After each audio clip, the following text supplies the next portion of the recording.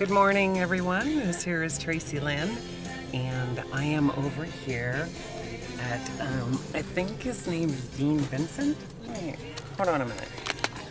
Good morning, everyone. This here is Tracilyn, and I'm excited because I am at Dean Vincent's D Studio. Where is this located at? I think it's New Carlisle.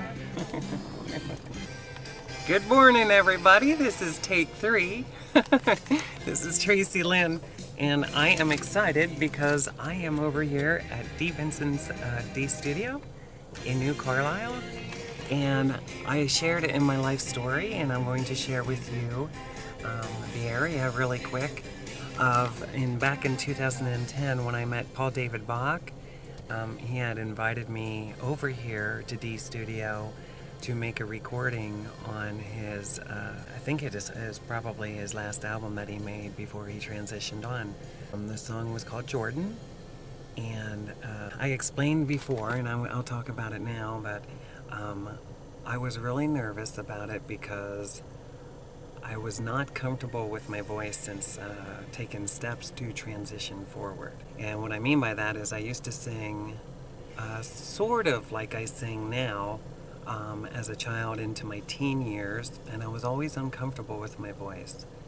Then eventually I met a producer in my city from Lebanon, Pennsylvania, and as we were working in the studio, we kind of brought into a really lower voice, and though it sounded immaculate, I mean it really sounded good, I still had a lot of psychological confusion as to what might be disturbing me about it. And I have learned in my transitional journey that a lot of it was not surrendering to the inner truth as far as to what it is that, number one, how I want to make things right with my personal self, and then that also contributes to the voice that you have. So I really love using my talking voice that I like, and that has been quite a journey. Back in 2010, it was right around August, I think it was. Paul had invited me out here. I was not comfortable with my voice, but I was doing the very best I could. I was also homeless, and I had a lot of other personal issues that I was dealing with. And with that being said, you can imagine what it was like for a transsexual female to come into a studio. And I didn't really, how do you talk about these things, you know, with people that you just meet? I kind of kept that inside, and we proceeded to move forward. He had mentioned about if I help him out in the studio with a song or two, then he would help me out with making recordings of my own songs. And I was really looking forward to it because the musicianship that is on the Paul David Bach albums is incredible. And I've listened to a lot of music. So it was also exciting because sometimes they would have Nashville studio musicians that would come out here, and they would also contribute somehow, I don't know the details of that, to his songs. As I was saying through other videos, I listen to Paul David Bach's songs on a regular basis, almost every single day. It has really made my life enjoyable, and I'm very grateful that I had the opportunity to listen to him, to receive all the music that I did, and also to have the opportunity to sing with him. A lot of people out here in Ohio really appreciated Paul David Bach. So this is the property of the studio that I'm assuming a majority, at least, maybe all, of the recordings were made. And as well, I'm not sure, I'm going to ask a little bit later on, but I'm pretty certain that one of my recent favorite videos that I watch a lot was also recorded out here. I think that's with Higgins and Madewell, Like a Stone. And I'm not sure, I'm going to ask him when I go in. But anyway, I just wanted to share with you the location I was, and when I'm actually kind of sitting in the parking lot, the driveway anyway, of where the producer here at Dean at D Studio, him and Paul were talking to me when we were done for the night. This was my first opportunity that I had in what I perceived as a genuine studio. I have been in other studios, but this is the first one that I would say that I had the opportunity to sing on somebody's album or to sing one of their songs. That song, the version that I had done with Paul, was never put onto the album. From what I understand, it was done a little bit differently, and it was done with Higgins. I had left Paul know that, I don't know exactly how I talked with Paul, but I think it was understood that I was kind of uncomfortable with how it turned out. And I didn't understand what it is that I needed to do at that time to make things right so that I could actually make a recording, whether with Paul or by myself, and be satisfied. I had to go through an extensive amount of inner searching psychologically. I had to do a lot of recordings since 2012. It took me all the way up to even 2014. I was still struggling with this. And finally, I came out with Playfully Purple album. I felt that I nailed it. And then I did Dayton, Ohio, USA, and it was still being very consistent because that was important to me. And then finally, I did Ragtop, which is what I'm listening to.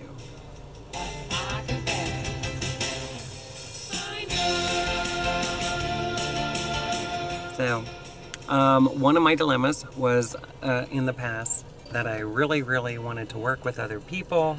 And I have learned through doing a lot of extensive work in the recording studio that it's not necessarily what's best for me. I think I work really good by myself. So maybe in the future I'll be able to do some things with others. If I ever connect with anybody, it's more, that we connect in other ways, because I realized that that's important. And I did not know that as I was going through life, the difficulties. And then when I came out, dealing with the transgendered topic is very challenging at times because there's a lot of misunderstanding through others what that entails. So here we are, and I'm going to just show you really quick the outside. When I was here that night, we came out of the studio and I was sitting on the hood of my car, and Dean and Paul had, came along with. Before I left, I sat on the hood of the car and Dean was talking to me, and he felt really strong that I had a very good voice and that I should let my voice be heard. And I never forgot that. It always stuck in my mind, and I would have to say it was one of the most encouraging nights that I can remember since taking my transitional steps to move forward. When I listen to the music now versus what my music was recorded when I lived in London, Pennsylvania, I used to entertain. It is a huge difference. I still try to capture, I gotta say that it seems like it's a lot healthier for me to listen to it now versus the way that it was. I'm definitely satisfied. So the rest of it is, if others like it, that is magnificent, and I really, truly appreciate it. And if not, I love it. So that's what's really important to me. So he's inside eating breakfast right now. I don't know if it's okay to record in the studio or not, so I don't want to kind of, step on anyone's toes or intrude on that. Maybe I will, maybe I won't. But I just wanted to show you the spot, and then I'm going to be going in town to Dayton to hopefully talk to Michael and see if he's still around. And I will be back to you. I'm going to get out of the car here quick, and then I will do some video footage. Okay, here I am outside of the car, and just take a look around.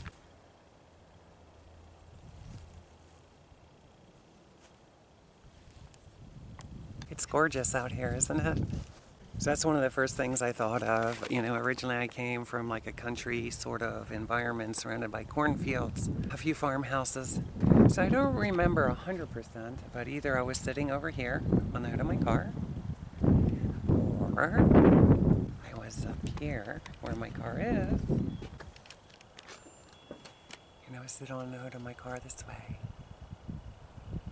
Okay, it was a very special moment in my life, and I just wanted to share the location of where one of the most inspirational nights of my life had occurred.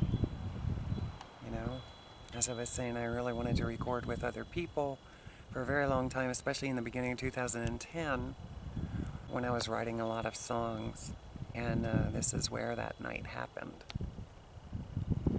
thank you, Paul, and thank you, Dean, for that night. It's really nice out here. Okay, so I'm going to go inside here. I'm assuming that he will be done eating breakfast before too long. Love you guys. Take care. Hello, I am back, and I got some good news. I am allowed to record in the studio. So I asked if it would be alright. He said sure. I want to show you around a little bit. Upload this later on. Alright, here we go. And look who's waiting for us downstairs. Does that guy look familiar? Or straight? Oh, is this the singing booth? Yeah, Hi everyone, I just wanted to introduce to you Dean. It is his studio. Is it D Studio? Studio D, yeah. Studio D, I'm sorry. That's all right. This is the live room. It's where most people come in and record. Look at this. And I'd be happy to record some of you in here if you want to put headphones on and just pretend like you're doing something. That's great. It's really nice in here, isn't it? It's gorgeous.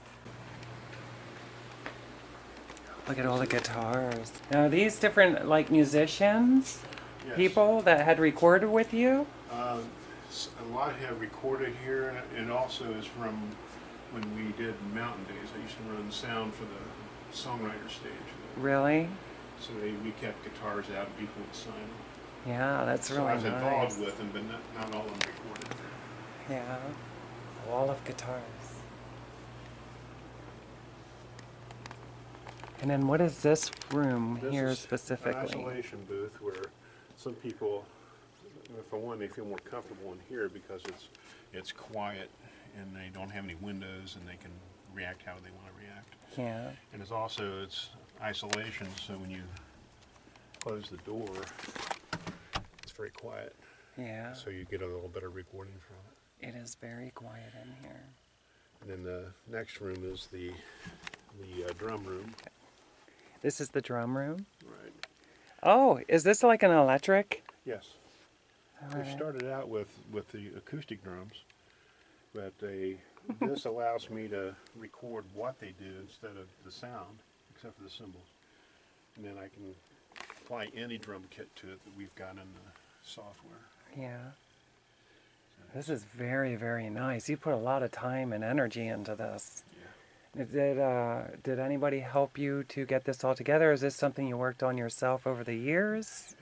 I had a friend of mine who was a contractor to help me get it built. We had a lady that had cancer. She's 35 years old, and it was terminal. And my boss worked with her and said, "Do you think you could record her?" Because I had a small recording room upstairs. Mm-hmm.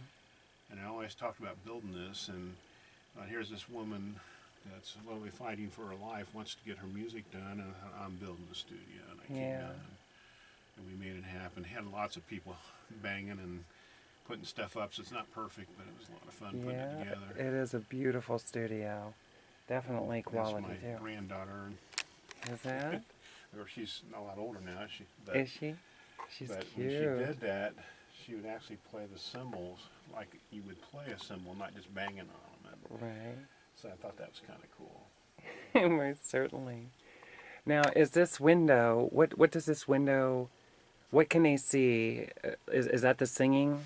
What was the other room that's right next door between this room and the window? What room are we looking at? Well, that is the live room where we went in first. Okay, the live room. So they can see someone else is recording with them, and yeah, it's just we have the curved glass, as you can see, or angled glass, and that's for sound to reflect off and go down. Okay. Instead of coming back at you, so you get a better sound out of the room. And it also, I have it on both sides, will make it more soundproof between the two.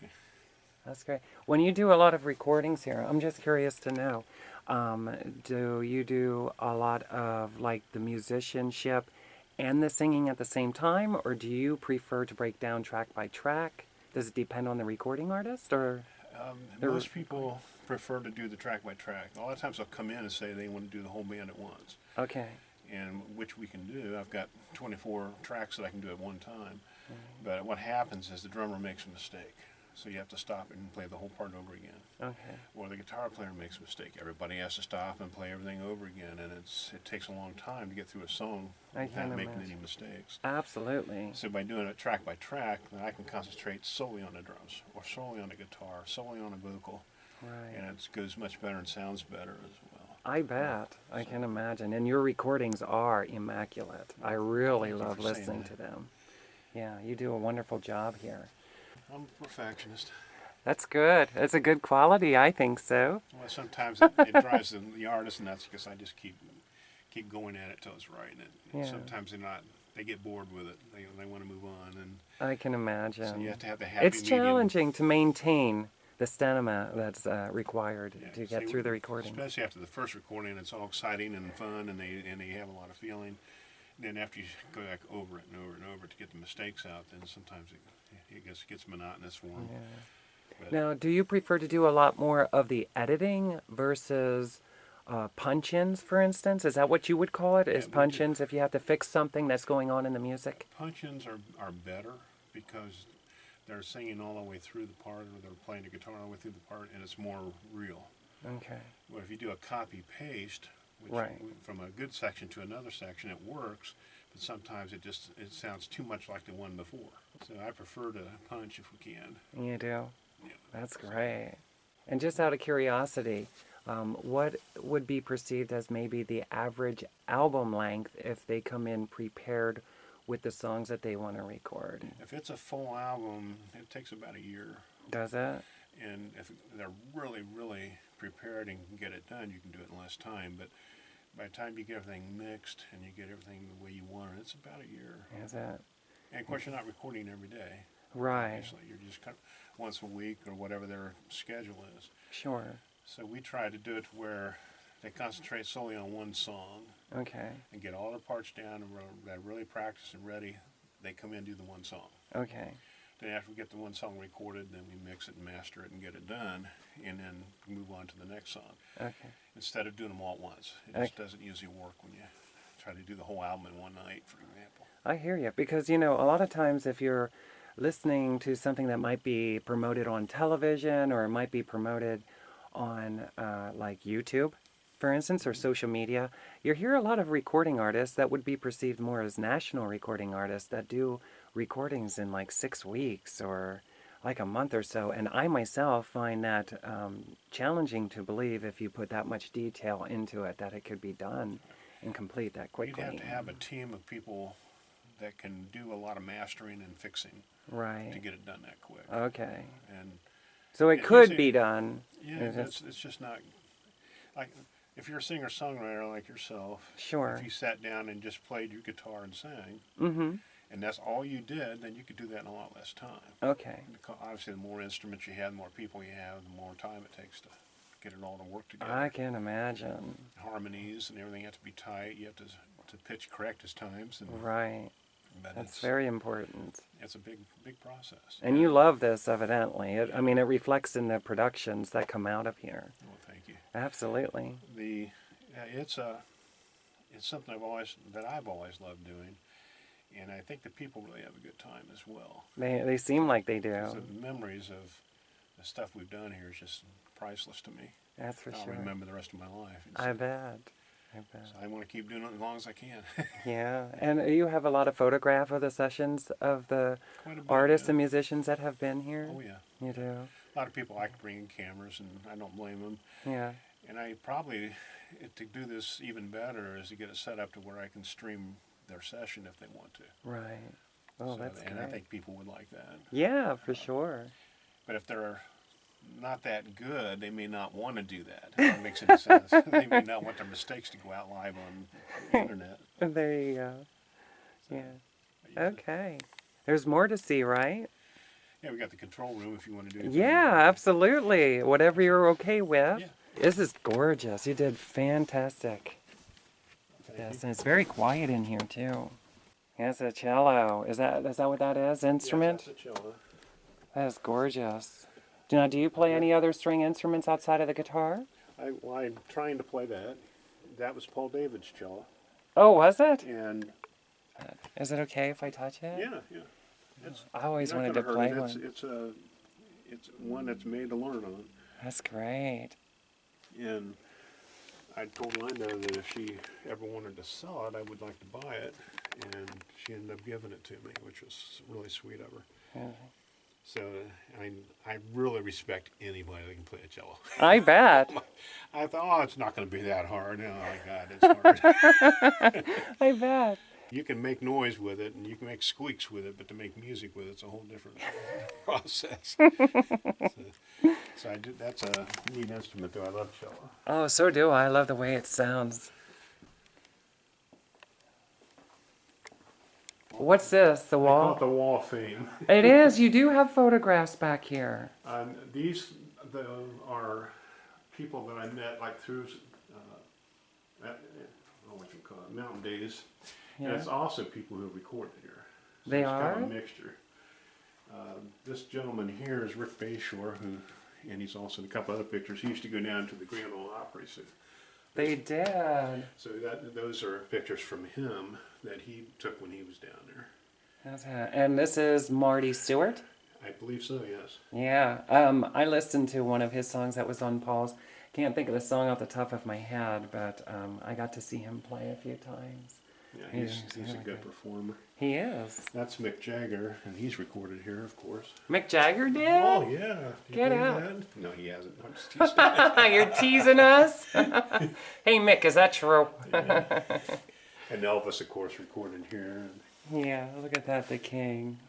I do have a picture of him, but it's not. think he's joking It's his with us. guitar player. Yeah. Excuse me. Where's he at? I think I got all his stuff up and everything. Oh. That's Scotty Moore. That was one of Elvis' guitar. His main guitar player. Is it really? But this guy over here? Yeah. This Elvis? Yeah, And he then says, this it is says, Scotty Moore. Scotty Moore and friend. Of course, his friend was Elvis. Get out. And he's played on a few albums? Or a album? No, he played on a lot of it with Elvis. He was the main guitar player. And I remember this here was a big poster that Paul David Bach once promoted. Yeah, he would have those out whenever he played. Budweiser, I believe, made those for him. And so I made that collage. Yeah. This is at the brewery. Yeah, that's Paul David there. Mm-hmm. And we went there and I did a full photo shoot with them to get some pictures for their album. Yeah. And so I had that I was going to use for the back cover. Which one? This one? This one here, yeah, that's going to be on the back cover of the CD. Okay. But that was its purpose. Masterpiece. Now, why is it that you have the lyrics to Masterpiece here? Well, if you read it, I mean, he wrote on it and gave it to me as just something he wanted to do. Yeah. So it always meant a lot to me because the words are just really phenomenal in that. Yeah. And he said that something on the side here, in case of starvation, eat the song, I think it says, because it's full of baloney. Yeah. This little stuff that he always would put out. Of course, that's Marilyn Monroe. Yeah, I love her. She's gorgeous. Yeah, that's really nice that you have this here. This is from the band that recorded here called Desert Star. They were out of Troy. Out of Troy? Yeah. In Desert Star, the lead player, they came in and they did their CD, and he made that at the time for me as a little poster to hang up back here. He did. Well, he passed away later. He did. What was that from? I don't know. It was unexpected. Yeah. And so that really became special to me after he was gone. And he also did a guitar that he made that was just real goofy kind of thing, but those are the fun things you get. Absolutely. Thank you for sharing that. But a lot of these is a bluegrass band that recorded here. And this is Tim Gabbard who's recorded here. Jerry Scaffoni had a brother that was a #1 hits back in the 50s. Yeah. And Jerry also played, and he came in and recorded. Of course, you know who Higgins Madewell is. Yeah, I really enjoy listening to their music as well. And that was there when they did here, or Hobart Arena in Troy. I would love to have the opportunity to see them play together. Wow, this is wonderful. Thank you for sharing that with me. It's some very in-depth and very personal information. Thanks. Well, And this yeah, is the Studio D. It's called Studio D, not D Studio. right. Okay. I mean, you could say it both ways, I guess. Do you want to show us around? Is that? Well, Do you mind? As far as showing what things are, you mean? Huh? I mean, you have things up on the wall or whatever you feel like it. If you don't, just tell me. I don't really feel like sharing much. Each frame is a released CD where the artist has actually released it professionally. Okay. And had it manufactured and would sell them at their gigs and at their official releases. And so each one, it has its own story. I bet. Cove Springs there's a church over there near Troy, and they're a gospel group, and they're super good. This is great. Tim Gabbard is one that does the Fall League, and you'll see several of the Fall Leagues in here because he did different ones, like one for DVD, one for Blu-ray. And I've recorded many of his shows. Mm-hmm. Tom Kerrigan is the doctor that I was telling you about. He's the one that made my desk there. Just put it in yesterday. You did? I like that. It's very nice. So you frame these yourself? No, that's the company that manufactures the CDs. You can purchase them, and they used to give you one automatically because you did it. Okay. Now they make you buy them, of course. Okay. Everybody's going to downloads and that type of thing. And how do you feel about that? I'd rather have CDs personally. Me too. But you can hand out a download card and give it to the person, and they, they're like $1. You can hand them the card, and they can download it, and it's on their phone before they even leave the show. Right. So it's got its benefits, but it just doesn't seem as personal as getting that physical CD. There you go. I feel the same way. But even new computers don't have CD players on them much. It's just all done from the internet. Is it really? And I don't like that direction, but it's the way it is. Yeah. This cuss here, I mean, he's just a mean guy. That was me back when I was about 30 years old. Huh? Is it really? Yeah. Get out. And it's at Kings Island. What's it? And it's one of the first times that started that technology where you can actually put yourself, make it look like you're on the cover of a magazine. And it was 90-some degrees, and I didn't want to do the headband, for example, like I really needed one. But that was a fun time. And all those ones across the top are all different CDs that people did, but didn't go through the release process. Yeah. Wow. And are all these CDs up here, are they ones that were recorded here, or is it a mix? There's a mix. Most of them I recorded here. Or I recorded like that one in Paul David Live. I recorded that at the tavern. I don't think I ever heard that one. It's good, really good. It turned out much better than I had hoped. Yeah. The one on the top left up there is 5 women who were called Flutes, etc. And they came in with 4 flutes and a harp. Mm-hmm. So we brought that harp down, and that was a real challenge to get it down through these doors and get it into the live room. Yeah. And the interesting thing on that is it was so hot because we had regular lights in there back then. They didn't have the LEDs. And it was so hot in there, but they didn't want to come out, even though they were sweating, because they said it would change the tuning of that harp, and they didn't want to do that. They said, we just got to try to stick it out. Yeah. So they're all just boiling in there from the heat, but they got it done. It turned out real nice. But most of those, some of Mike Noble's that he did not do here, but we recorded them together.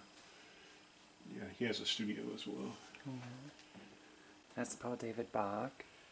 And that was to be his last CD. It was supposed to be? Yeah, and it was called Off Into the Sunset. And I took all the photos from that out at Taylorsville Dam. And So that was it. He was thinking this was his last one because his health was starting to fail, and he didn't want to. He wanted to get a nice CD out, and so we did that one. But his best CD came out later. It's called "8 to the Bar" is his last CD. I do have that one. And that to me is his best CD. You think so? Yeah, I just think it was just. He specialized on all the people who sang for him and stuff, and I just think it's an excellent CD. My favorite one of his. I like his more acoustic stuff than his hard driving rock stuff that he did. Yeah. Personally, everybody has a personal opinion. Yeah, he was very, very, very talented. Most certainly. Tim, he's won several international awards on the songs he wrote that he recorded here. Now, who's That's Tim Gabbard. Is that? And I like that. The album art for that is. thank you. It's a little bit different than you would normally see in a front cover like that. I like it. It's called Unbroken Hearts. It's a play on the words, of course, instead of broken hearts. Yeah. And this is when he played at Clifton Mills, when we recorded a lot of live video of that CD. Mm-hmm. And he did a CD release party there. He did. You're familiar with Dayton Band, I assume. The Or what Dayton used to be Band? Dayton Band. I sure am. That is a violin recital I did 2 years in a row there. 3 years I did it. And we went in and I recorded video and did the audio of the kids doing the recital. You did. That's great. You most certainly have stayed very busy. How many years have you been doing this? This, as far as doing it down in this studio, has been about since 2004. Has it? But I started recording officially, it was actually filing tax returns and everything in 1993. So. Wayne Hobbs, I don't know if you're familiar with him, but he's a steel guitar player, and he was big in Nashville. He was Marty Robbins' steel player. Was he? And tremendous talent. He's from here in New Carlisle. Is he really? And I saw him over playing at a restaurant. He was playing on. He just sits down, plays his steel guitar, and has music that he generates from his computer. Mm-hmm. And he's tremendous. Just one of the best players I've ever played with as far as steel guitar. He's amazing. Yeah. And so I met him there, and then he started coming and doing session work with me. And he played on a lot of Paul David stuff, actually. I bet. And he's just really, Is that the really nice dominant steel guitar player that we hear? Yeah. On his music? Yeah, Okay. that's him. We'd get him in, and he's just super nice. And so he's become a real good friend. And he was playing in Nashville, played for Connie Stevens, Barbara Mandrell. He was on the Andy Williams show. He was on Nashville's, what's it called? Pop Goes to the Country. Yeah. And so he was a big name in music. He wasn't. It's weird, as a steel player, everybody knew him. Yeah. And I'm hoping he's going to get inducted into Steel Players Hall of Fame. He's real close. Yeah. Maybe we should all put some word out there. But he gave it all up. His dad got sick, and he just said, "I'm done," and walked away from it to be here with his dad. Oh, So he's that's amazing that he would do got that. a lot of character. Sure does. Good man. And of course, that's the Higgins Madewell's Sweet Medicine. Yeah, I just recently this year started listening to this album.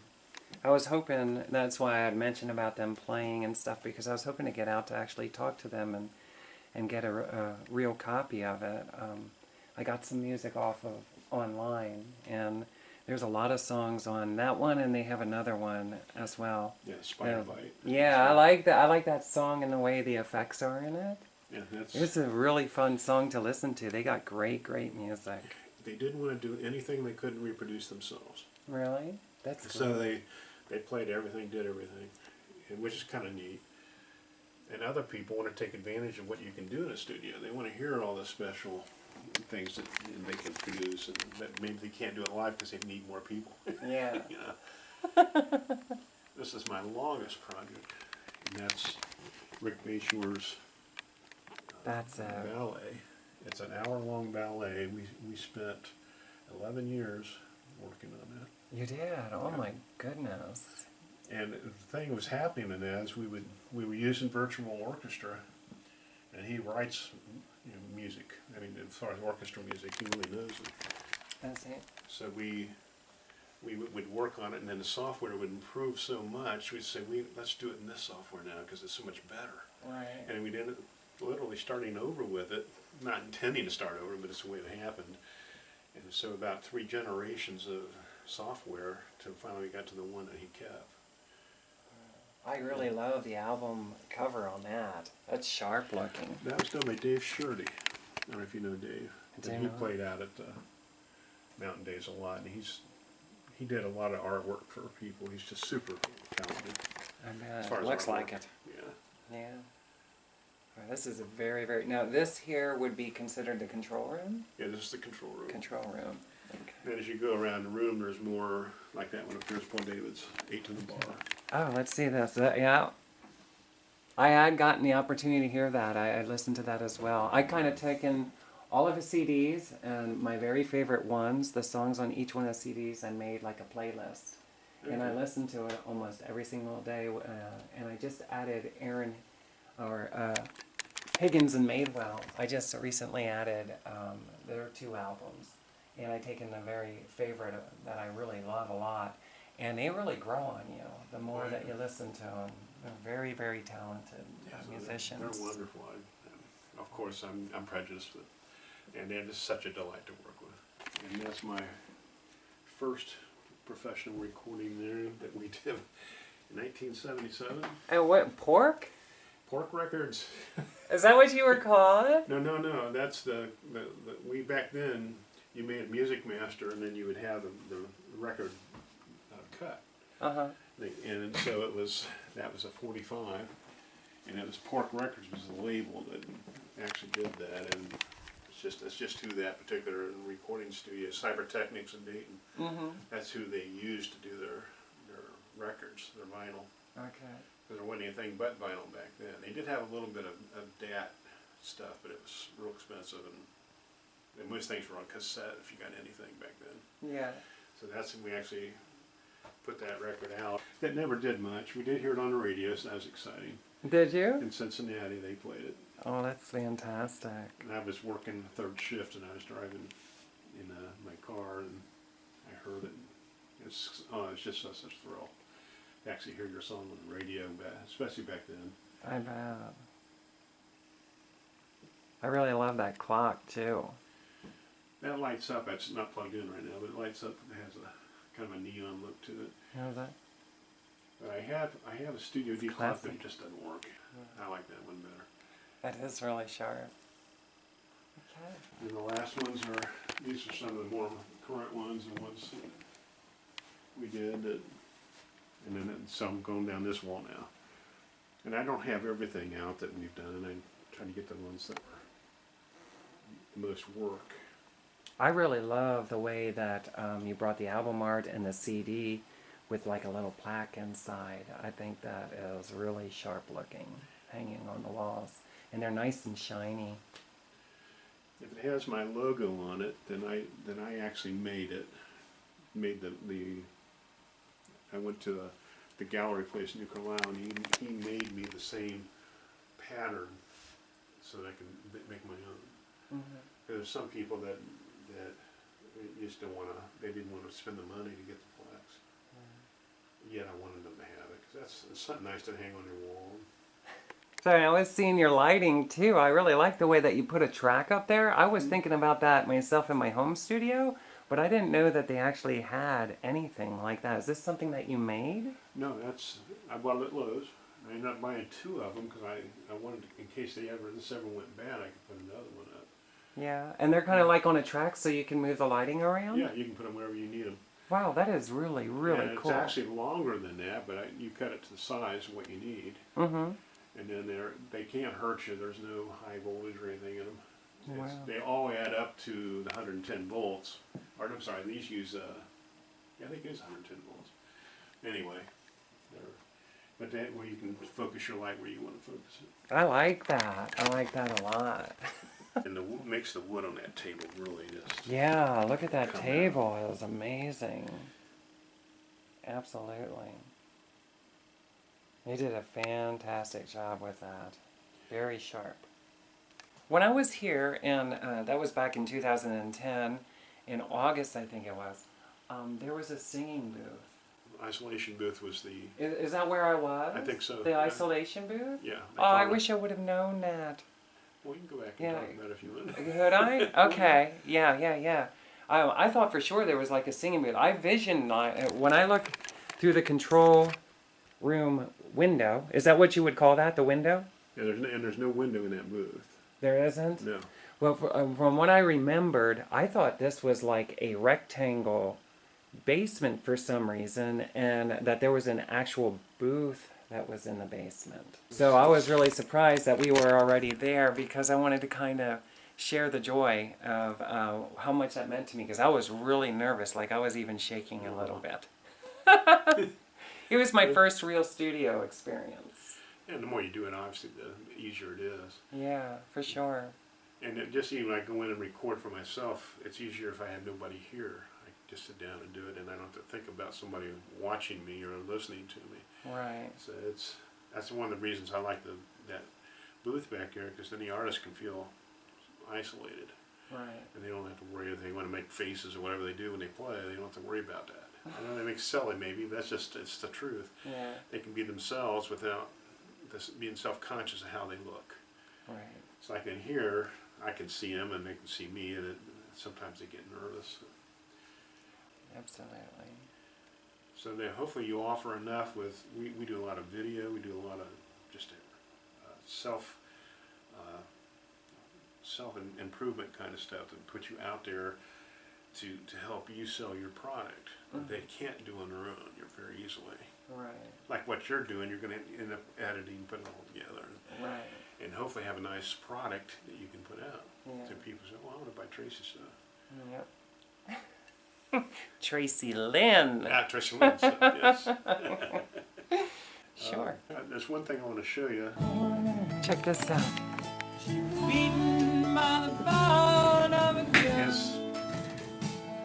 It's got some problems. Oh, I know. Who's that singing? That's you. That is. Years back in 2010. A lot different. That was when I came in here. I was really nervous. I was going through a lot.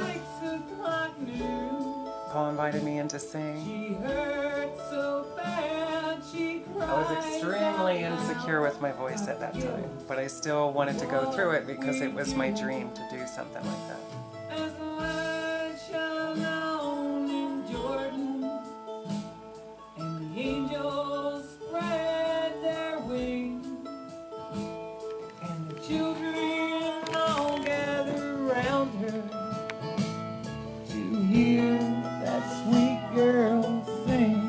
This is one of my favorite songs that he did. I love it. I'm surprised that you still have it. Well, I had that project up because I did some stuff for Nicole, his daughter. His daughter? So it just happened to still be on it. Oh, is she still recording here? No, well, she has recorded, but not since Paul David's gone. No. That's a shame. She should still continue on. Well, she lives up in Cleveland, so it's kind of hard for her to Yeah. But she did a song for Paul David that was called Guitar Picks from Heaven. Yeah, I heard it. Yeah. She had put a video online. So I wrote an arrangement for that, and I just want to get her down now to sing it. Yeah. That would be really nice. I wish she would do more recording. She has a beautiful voice. And she's got the personality like Paul David. She just has charisma, and everybody loves her.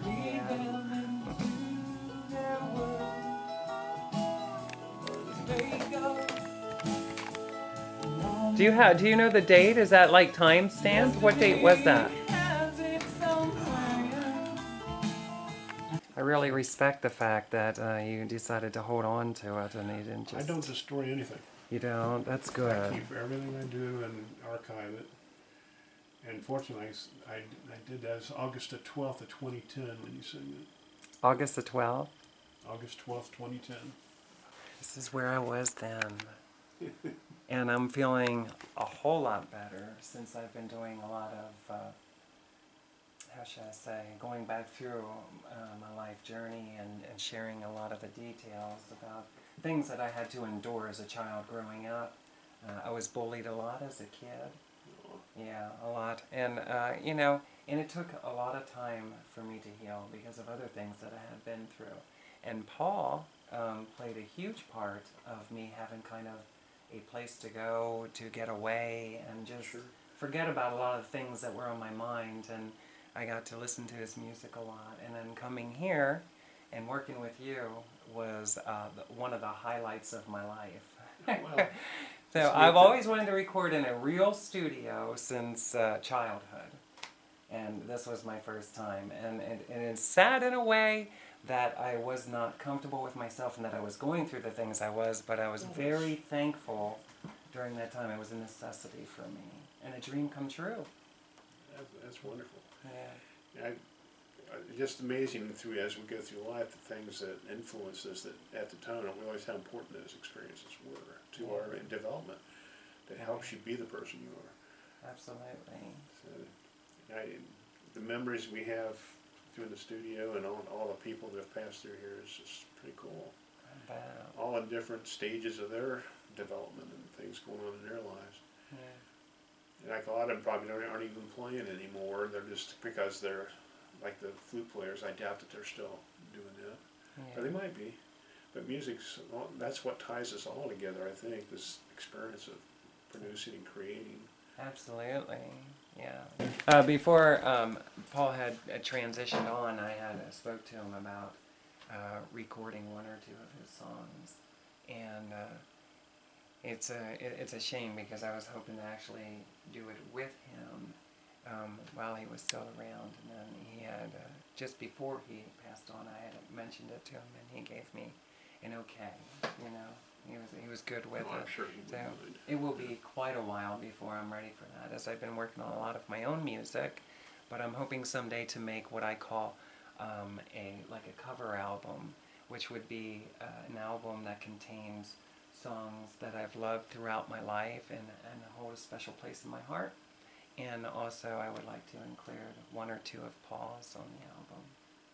That's good. Yeah. I'm sure he would like that. Yeah, I know I will.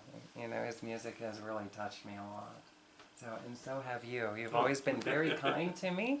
Well, I don't just that way to everybody. That's good. But I'm glad you had a good experience from it. I did. That's most important. Absolutely. And I still have the actual recording of this as well. Oh, good. I listened to it while I was making my recent album. It's a ragtop, Could Have It All. And while I was in the process of recording the album, I go through some of my files and I look at videos or photographs, and that song was one of the ones that I had pulled up right around the time of August, I think it was. I was going through, and sometimes I go back to the date of like a memory that is captured on photo or video or in audio in this case was there, and then I'll reflect on that moment of time, and it's been extremely therapeutic. Not bad. Yeah. Well, now you know that it was August 12th that you did that. Yeah, thank you. That means a lot to me. So I'm just going to go back and, is it the singing booth? Is that the proper terminology? Well, it's called an isolation booth. Isolation booth. Because you go in there, like somebody wants to do an intimate guitar part, that they want that total silence and play the guitar, for example. Mm-hmm. So it isolates them. Okay. Plus there's no windows, anything. It's just a room. I remember too, when being that it was my first experience, when I had gone in the room, Paul had walked back with me, and he wanted to make sure that I was all set up with the headphones and everything, and he explained some things to me. And I remember once the door closed, that's when my heart started to pound a little bit harder, a little bit faster. This is my third album that I've been working on in my home studio, and I would have to say that you most certainly get a lot more comfortable as time goes on. Yeah. So maybe someday I'll be able to cut a song with a group of people, and that would mean a lot to me. And hopefully you're always getting better as you get older. Sure. That it never stops getting better. I know. Vince Gill used to always talk about that people would say, well, you feel like you're losing your touch now and everything because you're getting older. And he says, oh no. He says, I just keep getting better and better. I'm not sounding egotistic when he said it either. Right. He said that I hope it's always that way in my life, that I always are improving and making it better than I did before. And he says, and so far that happens. So, the same with even this kind of stuff. You get better at it and better at it, and then pretty soon, who wants to go record at some old man's house, you know? Aw, come on. But that's what you think about because you are getting older. Right. You know, you think you're no longer in that groove like you were 20 years ago. Right. So but I still people keep coming in, so it's... That's fantastic. We've got 3 really good active projects going on right now. You do? Yeah, I have a lady that I call her the church lady because she does gospel and she's very into it and that's her life is that gospel. Right. So I call her the church lady, and she's really good. And I got Dr. Kerrigan who's recording, and he's the one who had handmade this desk, right? Yes. Isn't that beautiful? Look at the work that cherry, he's done. and it's. Saying that is intentional to see these. I wanted it to look rustic. And this is the actual outside board of a tree. Mm-hmm. So you get that natural look there. And oh, that is gorgeous. he's so good at it. Yeah. And then who is the other one that you're working And the other one's Tim Gabbard, which he's recorded here before, and he's doing another LP, which is 5 songs. Typically, is an LP that he wants to put out. So he's coming in regularly, and he brings in these musicians from everywhere that are just major good musicians, keyboard players and black singers that they're from the gospel world. Are they? So they all sing beautifully, and he brings all these people in there, and saxophone players, and you name it, he brings them in, and so it's a lot of fun to record with Tim because he has a lot of good talent out there that he uses. I bet. It sounds like it. I'd love to hear some of the recent recordings that you'll be working on, the projects. I'll let you hear. That'd be great. Thank you. I'm about to get you in here too. Yeah, I would really love that. Maybe do another piece. Do you know what would mean a lot to me? You know, one thing, and I don't know how I would go about it, and we can talk about this part off camera, but I just want to put a bug in your ear. I have always wanted to record at least one song with a group of other people who would enjoy singing harmony and playing instruments along with it. I would really, really enjoy doing that sometime. Okay. So we'll have to talk, and in the future maybe we'll be able to... What music and what you want to do. Sure, that would mean a lot. Okay. Okay. Can we see this isolation room quick? Oh, yeah. And then I'll wrap this up.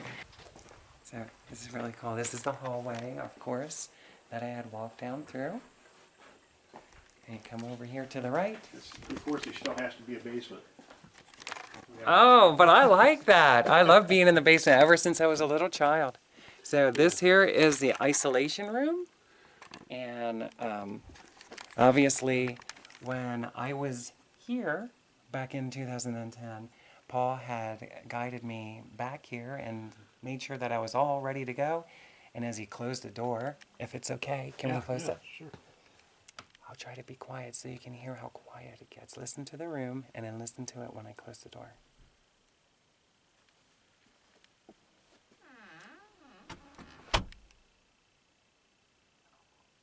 That is a huge difference, isn't it? It is. Now listen when I open the door one more time.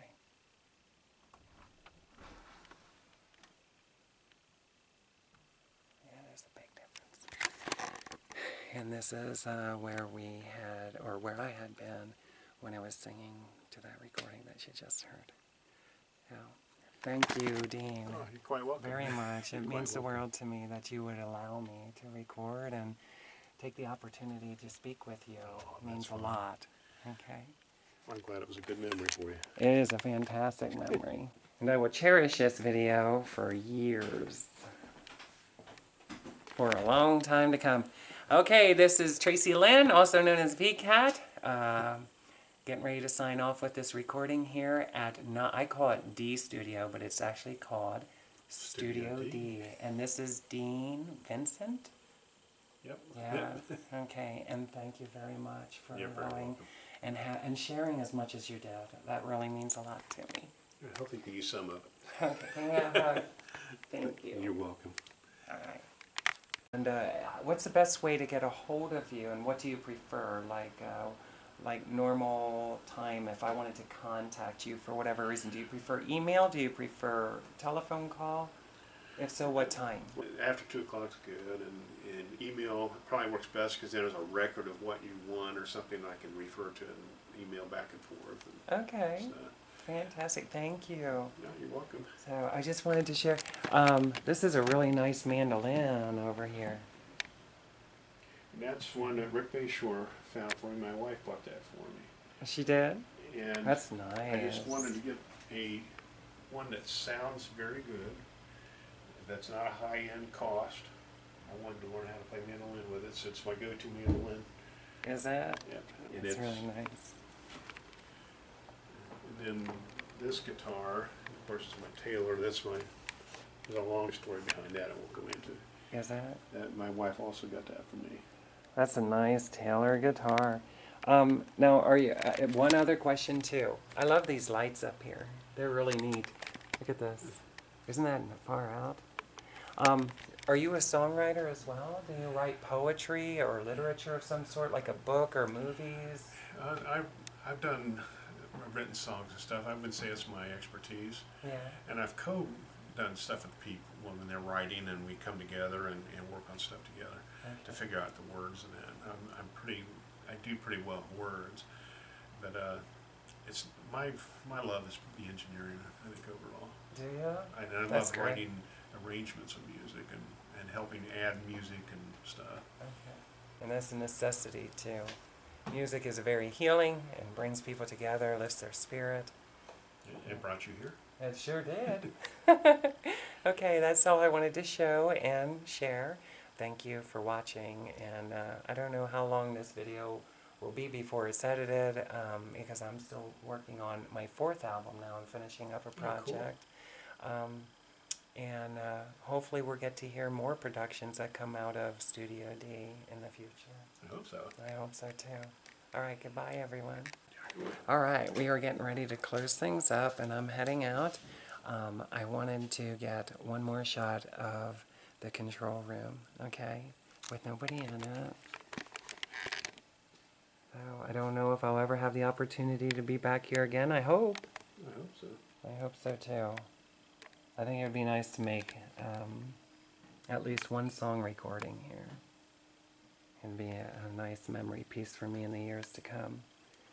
So there we go. All right, that's it. Goodbye.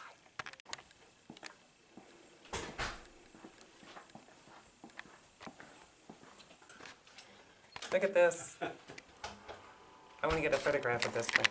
All right. So there you had it. I was not expecting such a wonderful time having the opportunity to show you someone else's recording studio. This is a place that had really impacted my life in a great way.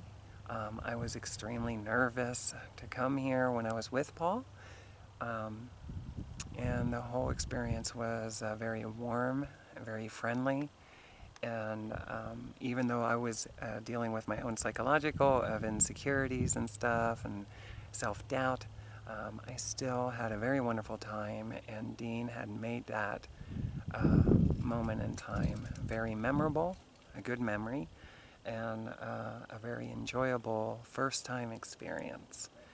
And I can't explain how I felt that day that I came out, and I don't know if I was sitting on the hood of my car here, or if I was sitting on the hood of my car back there. But when they had talked to me and given me those words, I never forgot that conversation. You know, when he said that he felt that I had a really good voice and that my voice should be heard.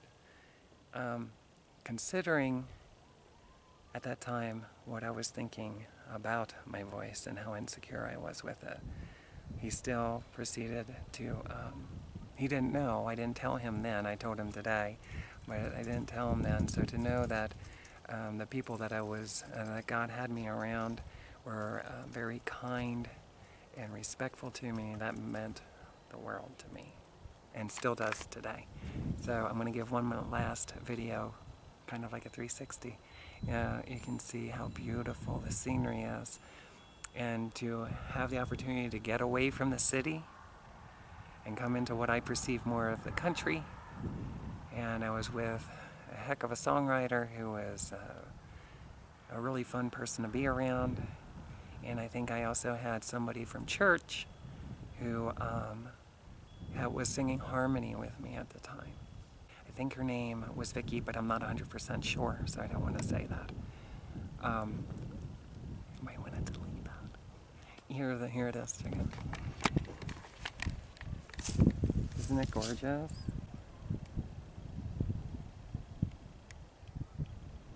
There certainly is a very nice atmosphere to get away from the city and any kind of noise and come into some place quiet that's really beautiful to look at and record some music. And I remember when, I was here, and of course, sometimes when we get a little nervous, our mouth might get a little dry.